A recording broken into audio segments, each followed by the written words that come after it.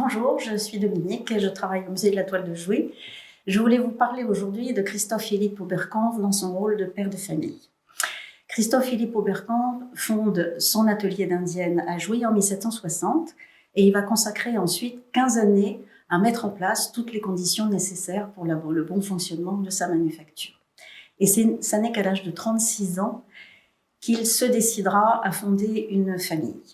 Ces deux épouses successives sont une très bonne illustration de l'ascension sociale d'Oberkampf. Sa première épouse, Marie-Louise Pétineau, appartient à la moyenne bourgeoisie commerçante de Paris.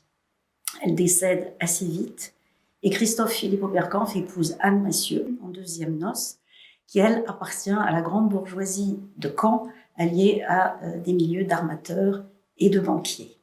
8 enfants naîtront de ces deux unions.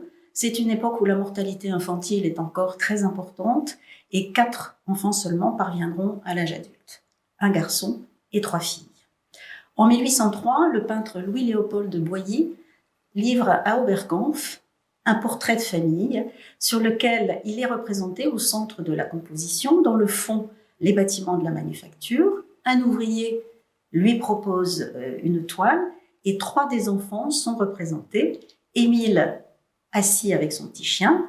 Julie, seule survivante du premier lit, est assise avec son garçon à défunt.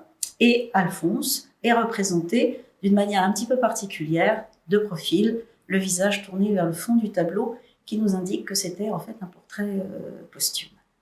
Oberkampf veillera à bien établir ses enfants, de manière à ce que l'ascension sociale se poursuive après lui. Il va obtenir la nationalité française en 1770. Il est anobli par Louis XVI en 1783. Napoléon lui remet la Légion d'honneur en 1806. Et cette ascension continue avec Émile, qui lui succède à la tête de la manufacture après sa mort et qui sera fait baron en 1820.